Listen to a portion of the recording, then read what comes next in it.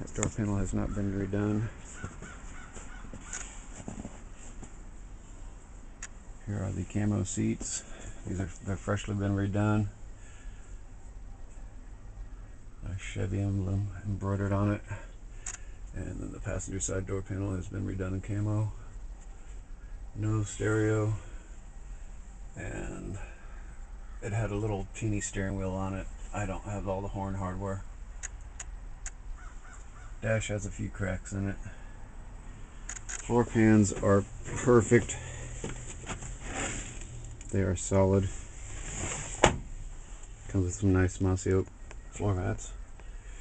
Some gauges. It's got a Sun Pro tack.